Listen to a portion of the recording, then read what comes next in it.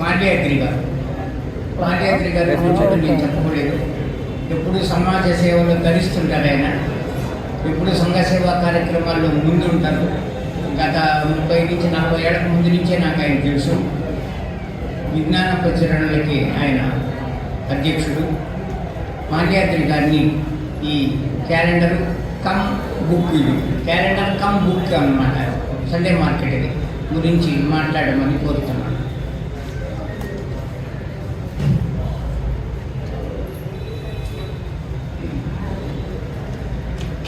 సభకు నమస్కారం.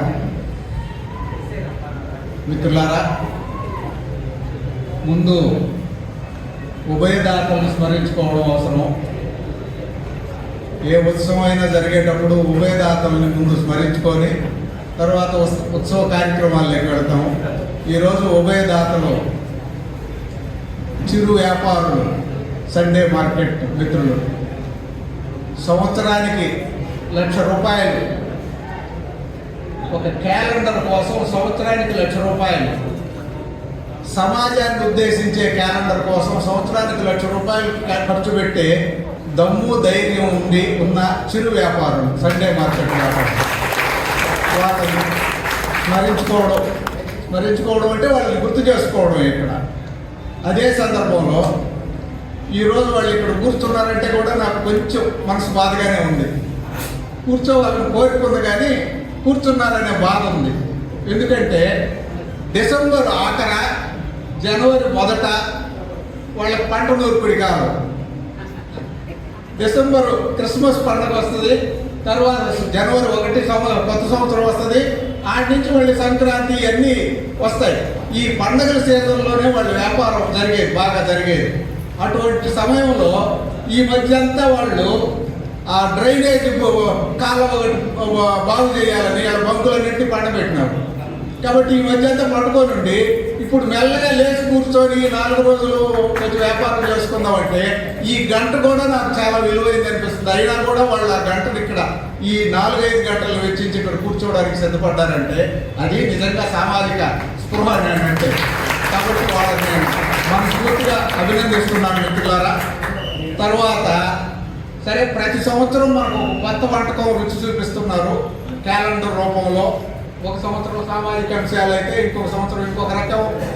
ఈ సంవత్సరం గ్రంథాలయ విషయాల మీద, ఇంకొక సంవత్సరం పర్యావరణం. అట్లా ఒక్కొక్క కొత్త వంటకం మనం ప్రతి సంవత్సరం సండే మార్కెట్ ద్వారా రుచి చూస్తున్నాం.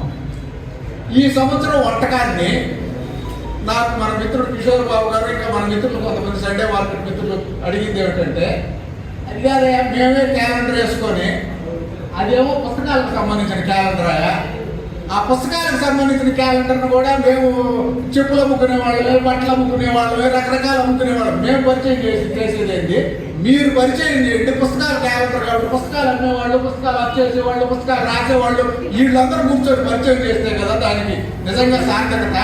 మీరెవరు దీన్ని పట్టించుకోలేదు అని అడిగితే సరే, నాకు నిజం అనిపించింది. అది వాస్తవమే, మనం కదా చేయాల్సింది ఆ పని. పుస్తకాల మీద క్యాలెండర్ వేస్తే వాళ్ళని మీరు చేయండి, మేము వస్తే వస్తాం, రాకపోతే రాకపోతాం అని చెప్పడం మర్యాదగా లేదు. మనమే చేస్తే బాగుంటుంది అనిపించింది. విజ్ఞాన ప్రచురణల నుంచి చేయమని కిషోర్ బాబు నన్ను అడిగాడు. నాకు అది నచ్చల. ఎందుకంటే విజ్ఞాన ప్రచురణలు వేసేది ఏమిటి, అది కూడా మళ్ళీ ఒక్కదానికి పరిమితం చేయడం ఏమిటి.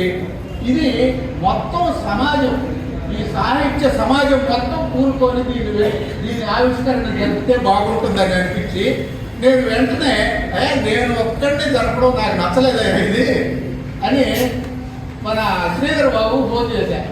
ఏమో ఇటు జరపమంటున్నాడు, అలసం వాళ్ళు కానీ ఇంకొకరు కానీ కలిసి అందరం కలిసి ఉమ్మడిగా చేస్తే ఎట్లుంటుందని ఒక జస్ట్ ఒక రాయి విసిరేశారు. శ్రీధర్ బాబు ఒక రాయి విసిరేశారు. శ్రీధర్ బాబు ఇది బాగానే ఉంది సార్ అన్నాడు. బాగానే ఉందన్నాక ముందు అలసం వాళ్ళతో ప్రారంభించినాం. అంటే చాలా పాత పురాతనమైన సంస్థ కాబట్టి ముందు అరసంతో ప్రారంభించినాం. గంగిశెట్టి శివకుమార్ గారిని, పెరుగు రామకృష్ణ గారిని కలిసి, పెరుగు రామకృష్ణ గారిని కలవలేకపోయినా కానీ శివకుమార్ గారిని కలిసాము. అరసం దీంట్లో కలవడానికి ఇబ్బంది లేదు కదా, అరసం విజ్ఞాన ప్రచురణలు చేస్తే బాగుంటుంది కదా అని అడిగాం. అంటే ఒక్కొక్కరిని అట్ట కదిలిస్తా వస్తా ఉన్నాం. తర్వాత ఎట్లా శ్రీధర్ బాబు ఉన్నాడు కాబట్టి నువ్వు పెరసం కదయా, అరసం ఒక్కటే ఎందుకు పెరసం కూడా కలిస్తే ఎట్టుంటుంది అని అడిగారు. దర్శనం కూడా ఎట్లా బాగానే ఉంటుంది, ఇది ఇంకా బాగానే ఉంటుంది అని అన్నాక మరి నిరసాన్ని వదిలిపెట్టాల్సిన అవసరమే ఉంది. నిరసాన్ని కూడా కలుపుకుంటే ఇంకెట్లా ఉంటుంది. నేను ఒక వచ్చిన తర్వాత జయప్రకాష్ గారితో నేను అక్కడే ఒక జయప్రకాష్ గారితో మాట్లాడాడు కిషోర్ బాబు. సంతోషంగా కలిసి పాతూరు అన్నపూర్ణ గారితో మాట్లాడారు, జయప్రకాష్ గారితో మాట్లాడారు. అన్నపూర్ణ గారు నేను ఆ రోజు రీత్యా నేను పెద్దగా రావడం లేదు, జయప్రకాష్ గారితో మాట్లాడమంటే నిరసం కూడా దీంట్లో కలిసింది. మరి నిరసం ఈ రెండు కలిసినవి బాగానే ఉన్నాయి. అసలు తెలుగు భాషోద్యమ సమితిని పక్కన పెట్టాల్సిన అవసరమే ఉంది. అది భాషోద్యమానికి సమితి కదా, అది భాషోద్యమానికి సమితిని కలుపుకుందాము అని మళ్ళీ తెలంగాణ భాస్కర్ రెడ్డి గారు మందలు లాగితే ఆయన వచ్చినట్టు. తర్వాత సాహితీ స్రవంతి ఒకటి ఉంది కదా, సాహితీ స్రవంతిని మనం ఎందుకని దీంట్లో ఇన్వాల్వ్ చేయకుండా ఉంచాల్సిన అవసరమే ఉంది. సాహితీ స్రవంతిని కూడా కలుపుకుందాం. సాహితీ స్రవంతి ఈతకోట సుబ్బారావు గారిని, బాలసుబ్రహ్మణ్యం గారి సాహితీ స్రవంతి ఈతకోట సుబ్బారావు గారిని కలిస్తే నేను దీంట్లో ఈ యజ్ఞంలో నాది ఒక సభ్యులు వేసుకోండి అని అన్నాడు. కాబట్టి ఇట్లా ఒక్కొక్కరు దీంట్లో చేరినారు. ఇక ఇవన్నీ జరిగే క్రమంలో మరో గ్రంథాలయ ఉద్యమం దీంట్లో జాయిన్ అయింది. గ్రంథాలయ పునర్వికాస ఉద్యమం ఎట్లా అరసం రూపంలో వచ్చి కూర్చొని ఉంది. ఇక్కడ మరో గ్రంథాలయ ఉద్యమం మంచిరెడ్డి గారు ఒంగోలు నుంచి నేను కూడా దీంట్లో భాగస్వామిగా ఉంటాను, నేను వస్తానంటే చాలా సంతోషం అనిపించింది. ఒక్క సంస్థతో ప్రారంభించి ఈరోజు మన సభలో ఒక నెల్లూరు జిల్లాలో నెల్లూరులో ఉన్న సాహితీ మిత్రులందరినీ దాదాపుగా ఇక్కడికి తీసుకొచ్చాం. ఈరోజు ఇంకా కూడా ఇక్కడ వేదిక మీదకి రాగలిగిన వాళ్ళు పెద్దలు చాలా మంది ఉన్నారు. రేపు వాళ్ళు వారు ఉన్నారా? ఇంకా చాలా మంది రచయితలు ఇక్కడ వచ్చినారు. కోట్లూరు వారు ఉన్నట్టేనా? ఇంకా రచయితలు చాలా మంది ఉన్నారు. నేను పేరున అంత ఇక్కడ అందరూ గుర్తు కనపడడం లేదు కాబట్టి ఇంకా చాలా మంది కూడా రచయితలు వచ్చారు. ఒక రకంగా చెప్పాలంటే ఇది ఒక సాహిత్య పండగలాగా ఈరోజు మనం జరుపుకుంటున్నాము. నాకు చాలా సంతోషంగా ఉంది. ఏదైనా మన ఇంట్లో ఒక పెళ్లి కానీ ఇంకొకటి ఏదన్నా జరిగితే మన చుట్టాలు ఎక్కడెక్కడ వాళ్ళు అందరూ వచ్చి చూసి వాళ్ళందరూ ఒక్కసారి కంటితో చూసి కలేసుకుంటే ఎంత సంబరంగా ఉంటుందో అంత సంబరంగా ఉంది నాకు ఈరోజు అందరిని చూసిన తర్వాత. మిత్రులారా, ఇక నేను ఒక్క మాటలేకి మీకు వచ్చి మిగతా వక్తలు కూడా ఉన్నారు కాబట్టి ఇదంతా బాగానే ఉంది. ఈ సందర్భం ఒకదానికి పునాది చేస్తే బాగుంటుందని నా కోరిక. ఈ మధ్యనే ఇథనాల్ ఫ్యాక్టరీ వస్తుందన్నా అనుకోండి, అటు కూర్చొని ఉన్నాడు.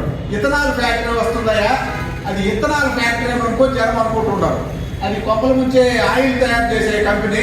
అది దాంతో చాలా రసాయనాలు విడుదలవుతాయి, అది ప్రమాదము, అది దాని గురించి ప్రజల్లో చైతన్యం కలిగిస్తే బాగుంటుందని ఒక సైంటిస్టు మనతో హైదరాబాద్ సైంటిస్ట్ ఒక ఆయన అన్నాడు.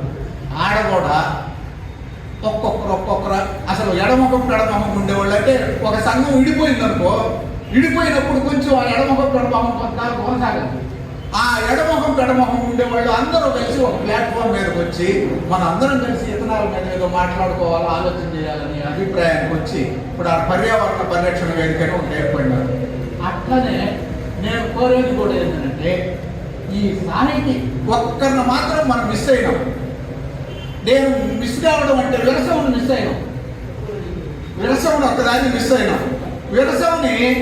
విరసం కూడా ఇటువంటి సందర్భంలో కలిస్తే బాగుండేదని. ఇదే విరసమే కాదు, కొన్ని సంఘాల పేర్లు మాకు తెలియక ఇన్వాల్వ్ చేయలేకపోయి కూడా ఉండొచ్చు. ఇది వీళ్ళకే పరిమితం చేయాలనే ఉద్దేశం కూడా లేదు. దీన్ని విస్తృతంగానే జరుపుకుంటే బాగుంటుంది. అంటే ఈ సందర్భానికే పరిమితం కాకూడదనేది నా అభిప్రాయం.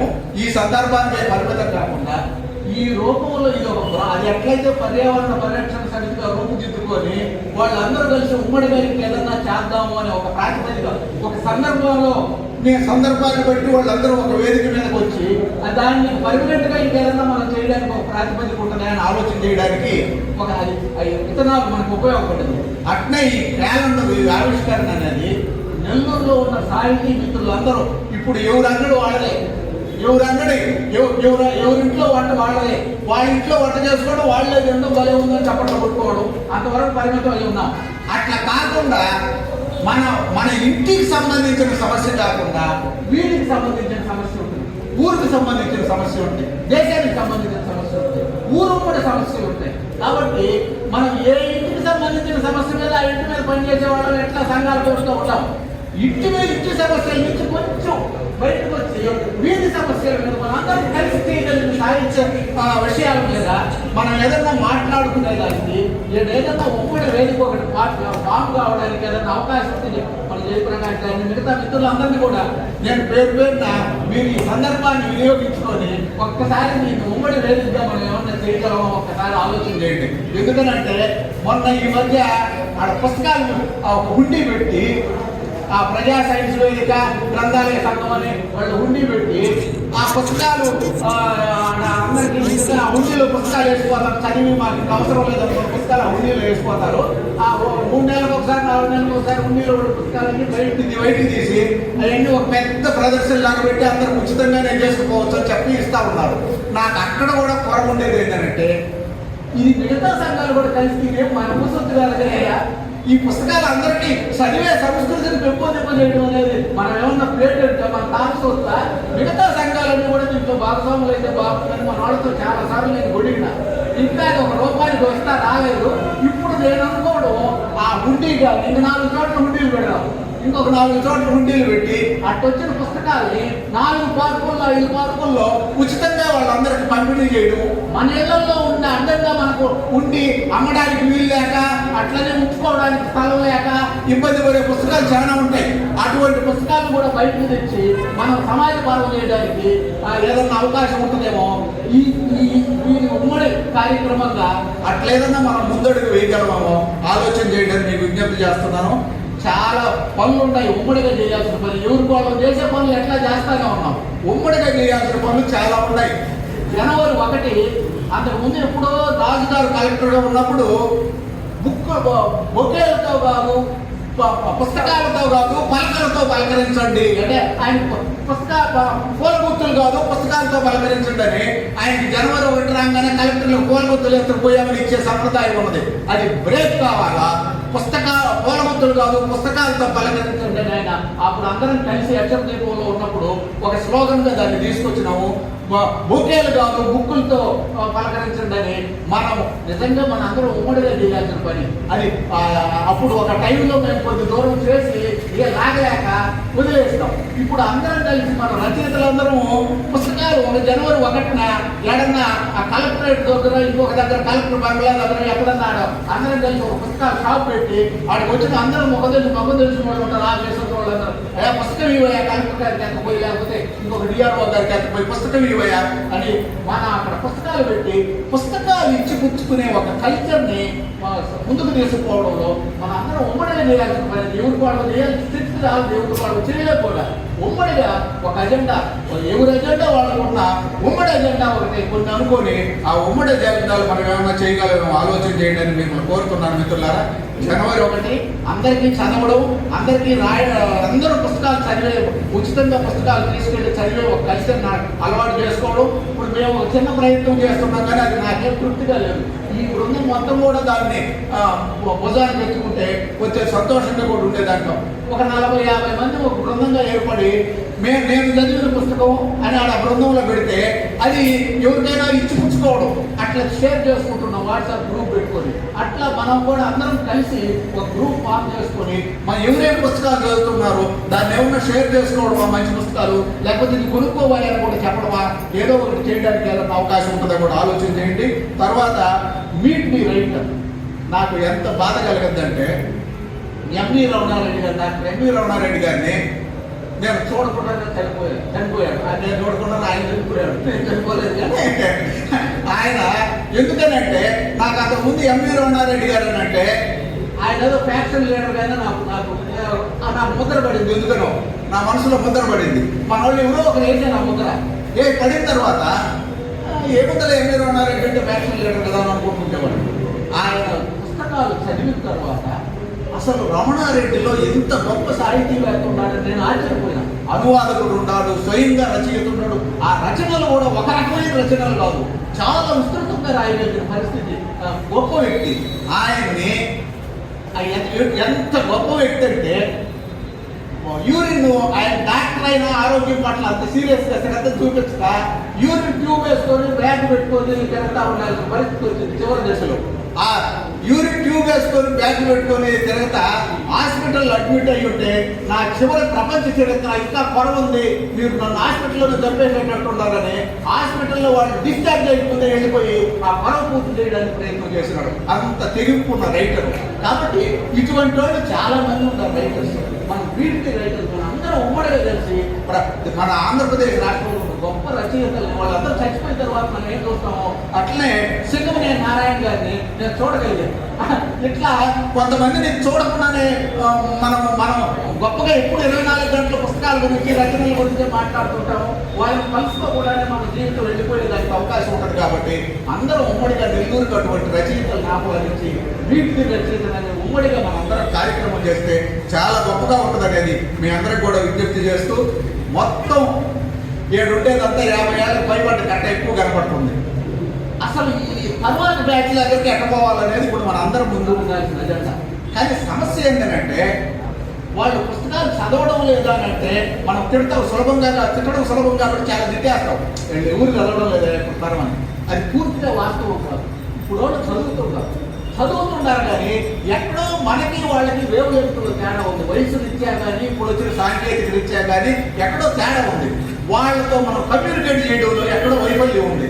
కాబట్టి ఎట్లా వాళ్ళని కలుపుకొని వాళ్ళతో కమ్యూనికేట్ చేసుకోగలవని అనుకొని పిల్లలతో పుస్తకాలు సమీక్ష చేయించడము, పిల్లలతో పుస్తకాలు రాయించడము, పిల్లలతో పుస్తకాలు చదివించడం, స్కూళ్ళకి వెళ్ళడం. స్కూళ్ళకి ఉమ్మడి కార్యక్రమంగా ఎవరు అంగడి చేస్తూ ఉంటాం. ఉమ్మడి అంగడి పెట్టుకొని స్కూళ్ళకి వెళ్ళి నేను చదివిన పుస్తకం అనే దాని మీద పిల్లలతో మాట్లాడిస్తాం. నేను చదివిన పుస్తకం ఒక పుస్తకాలు చదివి ఒక నెలలో మీరు పుస్తకాలు చదవాలా, మీరు పుస్తకాలు చదివి మీరు చదివిన పుస్తకం మీద వాళ్ళు మాటలు చెప్పాలని పిల్లలతో చెప్పి నేను చదివిన పుస్తకం అనే దాని మీద పిల్లలతో మాట్లాడించేదానికి మనం స్కూళ్ళకి వెళ్ళి మాట్లాడిస్తే అట్లా పిల్లల్లో పుస్తకాలు చదివించే కల్చర్ని పెంచడానికి మనం దోహదం చేసిన వాళ్ళం అవుతాం. మిత్రులారా, నేను ఊరకు కొన్ని రాళ్ళు విసిరేసాను. మన అందరం కూర్చుంటే చాలా కార్యక్రమాలు ఇన్నోవేటివ్గా చాలా కార్యక్రమాలు చేయొచ్చు, రూపకల్పన చేసుకొని ముందుకు పోవచ్చు. అట్లా ఇది నేను మరొకసారి విజ్ఞప్తి చేస్తూ, ఇది ఒక ఉమ్మడి వేదికగా రూపకల్పన అయితే బాగుంటుంది. ఏ పేరు పెట్టుకుంటాము ఏంటనేది మనకి పేరులో ఏముంది, అసలు పనిలోనే ఉండాలి కాబట్టి ఆ పనిని మనం ప్రారంభించాలని మీ అందరికి కూడా విజ్ఞప్తి చేస్తూ, ఇంకొకటి కూడా ఇక్కడ మనమే గొప్ప అనుకుంటుంటాం. మంగళ షాప్ బయట జరుపుతుంటారు. మంగళ షాప్ ఉంది బాలాజీ నగర్ మంగళ షాప్లో అతను సేవలు చేస్తాడు, పుస్తకాలు పెడతాడు. పుస్తకాలు పెట్టి వచ్చిన వాళ్ళందరూ పుస్తకాలు చదవమని ఎంకరేజ్ చేస్తాడు. తను రెగ్యులర్గా బాగా పుస్తకాలు చదువుతాడు. ఎక్కడెక్కడ ఇంగ్లీష్ పుస్తకాల పేరులో చెప్తాడు. మన వాళ్ళు ఆశ్చర్యపోయినారు. అంత గొప్పగా మంచి పాఠకుడు. ఆయన పాఠకుడుగా ఉండడమే కాకుండా మిగతా వాళ్ళని చదవమని గిల్లి మరీ చదివిస్తుంటాడు.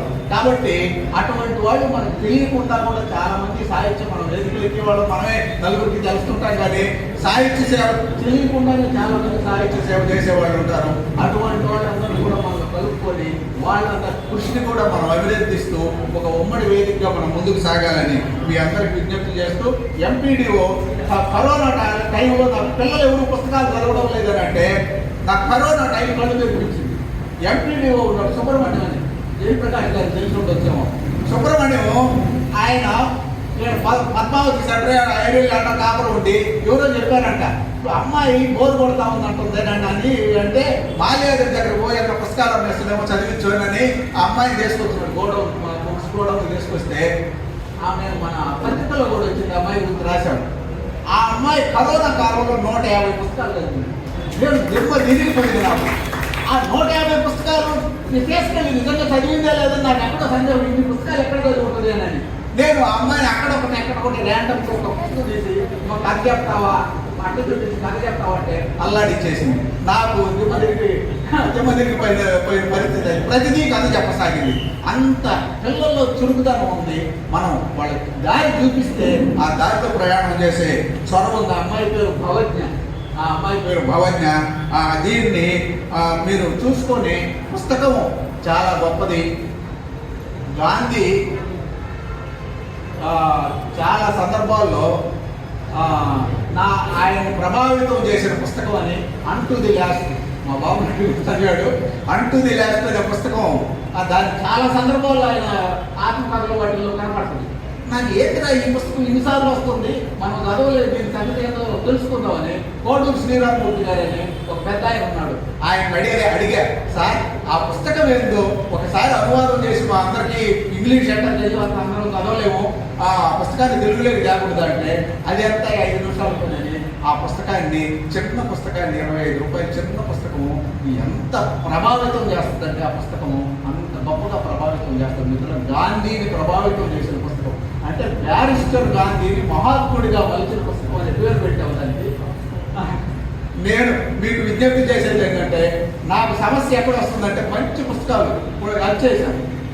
నేను ఈ పుస్తకం ఉచితంగా ఇవ్వడం అని అంటే చదివి మళ్ళీ తీసుకోవడం అది ఇంకొక మాట. అట్లాగే అందరికీ పుస్తకాలు ఉచితంగా ఇస్తే వాడు చదువుతాడో లేదో కూడా తెలియదు. ఉచితంగా ఇచ్చే మాస్టర్లాగా దాన్ని పక్కన పారేసే ప్రమాదం ఉంది. కాబట్టి కురిపించి చదివించాలనే కోరిక ఉంది బలీయంగా. అయితే నేను పుస్తకాలు వచ్చేసేవాడిని కాబట్టి నేను ఎవరినన్నా పుస్తకం చూపించి పుస్తకం మేము వచ్చేసేమంటే వీడు వ్యాపారం చేస్తుంది దాన్ని కూర్చున్నాడు అనే ప్రమాదం కూడా ఉంది. కాబట్టి నోరు తెలిసి మా దగ్గర పుస్తకాలు చెప్పడానికి కూడా సాహసించలేదు. ఒక్కొక్క సందర్భంలో ఆ ఇబ్బంది పడే పరిస్థితి కూడా మా దగ్గర ఉంది కదా. కాబట్టి మీరు చదవండి, చదివించండి. మనందరం ఒక ఉమ్మడి యజ్ఞంగా దీన్ని ముందుకు తీసుకోవడానికి ఈ సందర్భాన్ని మనం వినియోగించుకోవాలని మీ అందరూ కూడా విజ్ఞప్తి చేస్తున్నాను.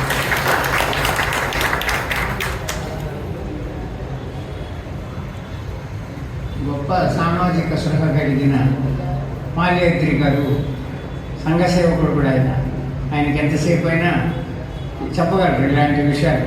మనకు చాలా కొత్త విషయాలు చెప్పారు, చాలా ఇన్స్పైర్ చేశారు. ఒక్కటి మొదటిది చెప్తున్నాను. సండే మార్కెట్ వాళ్ళు ₹1,00,000 వదాన్యతతో ఈ క్యాలెండర్ తయారవడం అంటే నాకు తెలియదు, ఇప్పుడే తెలిసింది.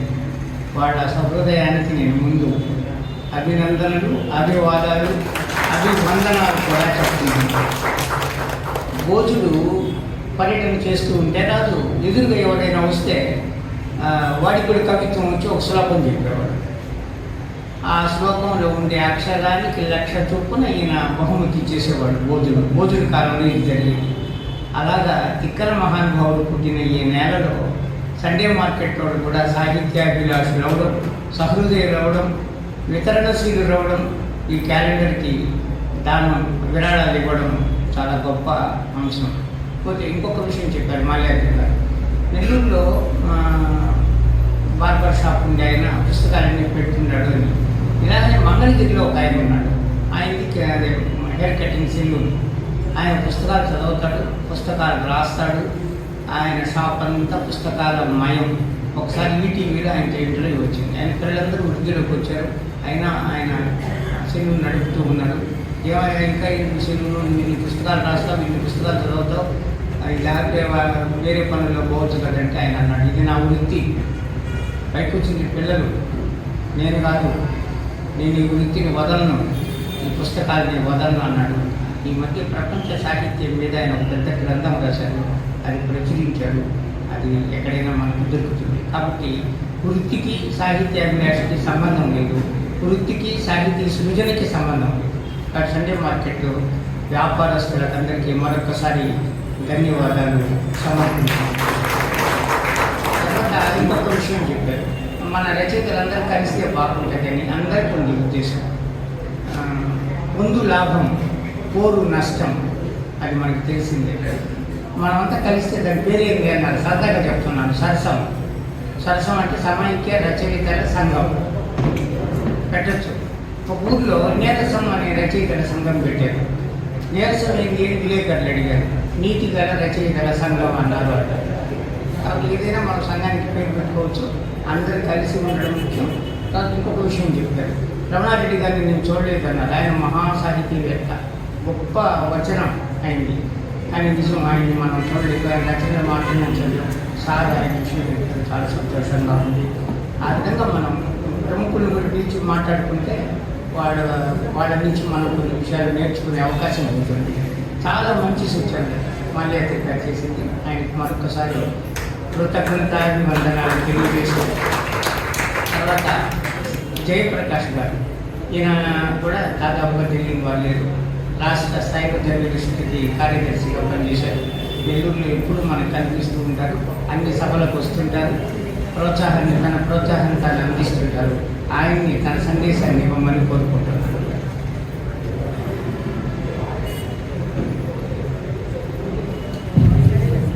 వేదిక వచ్చిన పెద్దలు, ఈ కార్యక్రమానికి వచ్చిన సోదరి మండారా, ముందుగా మాల్యాద్రి గారు చెప్పిన దానికి నేను ఏకీభవిస్తున్నా. కొంతకాలం కింద ఉమ్మడి వేదిక అవసరమని నేను శ్రీధర్ కూడా ప్రయత్నం చేశాం. ఆ ప్రయత్నం లాగానే ఉంది. ఈ విద్యార్థులకు మెమంటోల ప్లేస్లో బుక్స్ ఇవ్వాలి అని కూడా భాస్కర్ రెడ్డి గారు చెప్పడం జరిగింది. కొన్ని స్కూళ్ళలో కూడా వారు సొంతంగా పుస్తకాలు తీసుకొచ్చి కొన్ని తెలుగు కార్యక్రమాలకు వాటికి పుస్తకాలు ఇవ్వడం కూడా జరిగింది. తర్వాత మొన్న చేతన కార్యక్రమం నిర్వహించారు గిరీష్ గారు. వారితో చెప్పాను, స్టూడెంట్స్ని యూత్ని సాహిత్య రంగంలో ఇన్వాల్వ్ చేయాలని. దానికి వారు ఒప్పుకున్నారు. వీరున్న చోటల్లో కూడా నేను ఈ విషయాలు చెప్తున్నా, కొంత ప్రయత్నిస్తున్నా. ముందు మాల్యాద్రి గారు చెప్పినట్టు ఉమ్మడి వేదిక చాలా అవసరం. ప్రస్తుతం యూత్కు చదవాలని ఉంది, చదవలేకపోతున్నారు. కారణం కూడా మనకు తెలియదు. కాబట్టి వాళ్ళని ప్రేరేపించి విద్యార్థులలో, యూత్ కంటే విద్యార్థులలో కొంత కలిగించాల్సిన అవసరం ఉంది. చదువు మీద జిజ్ఞాస పెంచాల్సిన అవసరం ఉంది.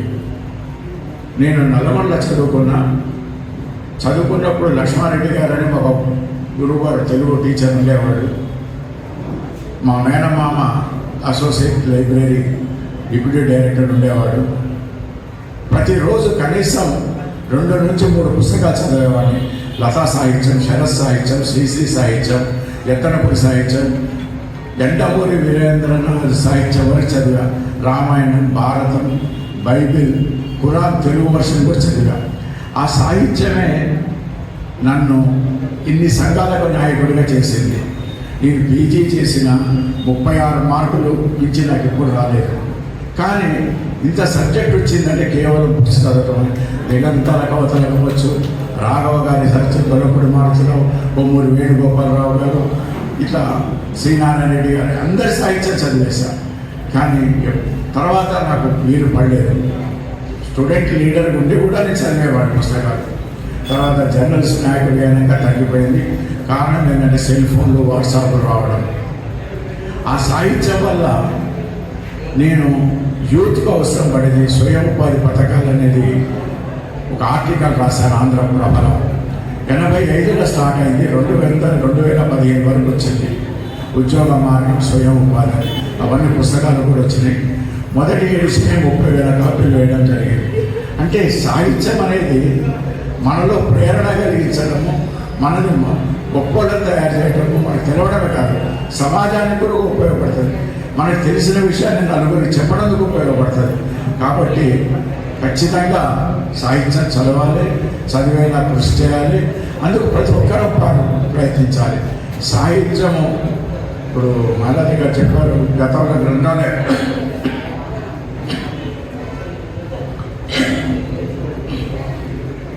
ఉద్యమాల్లాగా ఒక జనవరి 1 అన్నాడు, లేదా ఏదో ఒక స్కీమ్ తీసుకొని ఒక 3 రోజుల్లో 4 రోజుల్లో విద్యార్థులలో మన మేడం సుభద్రాదేవి గారు ఆల్రెడీ కొంత ప్రయత్నం చేస్తున్నారు. పిల్లలకు, చిన్నపిల్లలకు అందరం కలిసి కొన్ని స్కూళ్ళల్లో ఒక ఉద్యమం రూపంలో పుస్తకం పఠనం మీద కొనసాగిస్తే బాగుంటుందని నా సూచన, ఆలోచన. అందుకు మాల్యాద్రి గారు అందరూ కూడా కలిసి చేయాలి. భాస్కర్ రెడ్డి గారు కొంత ప్రయత్నం చేస్తున్నాడు. తర్వాత ఈ సండే మార్కెట్ క్యాలెండర్ గురించి ఒక విషయం చెప్పాలి. నాకు ఈ క్యాలెండర్ గురించి హైదరాబాదులో, విజయవాడలో సీనియర్ జర్నలిస్ట్ అన్నారు. అది క్యాలెండర్ కాదు, ఒక రెఫరెన్స్ బుక్ అని, ఒక డిక్షనరీ అని. నేను అప్పుడు చూశాను, అంతకుముందు, కానీ పెద్ద అబ్జర్వ్ చేసేవాడిని కాదు. అప్పుడు చదివి భాస్కర్ రెడ్డి గారు చెప్పాను. బహుశా నా గురించే చెప్పాడేమో. చివరి సంవత్సరంలో చెప్తే పాపం వారు తెచ్చిచ్చారు ఆ క్యాలెండర్లు. అవి హైదరాబాదు, విజయవాడ ప్రెస్ క్లబ్లో పంపడం జరిగింది. అది క్యాలెండర్ కాదు, సమాజానికి ఒక దిక్సూచి, ఒక రెఫరెన్స్ బుక్. అలాంటిది ఇంత వ్యయ ప్రయాసాలు అభినందిస్తూ, నాకు ఈ వోకల్ ప్రాబ్లం ఉంది, కొంచెం ఎక్కువ మాట్లాడలేను. అయినా మాలాదిగా చెప్పిన ఉద్యమానికి అందరం సిద్ధమవుదాం. నెల్లూరు జిల్లా రచయితల సంఘం నుంచి, జర్నలిస్ట్ నుంచి నేను పూర్తి సహకారం అందిస్తానని ఈ అవకాశం ఇచ్చిన పెద్దలకు ధన్యవాదాలు తెలియజేస్తూ ముగిస్తున్నాను. జై హింద్.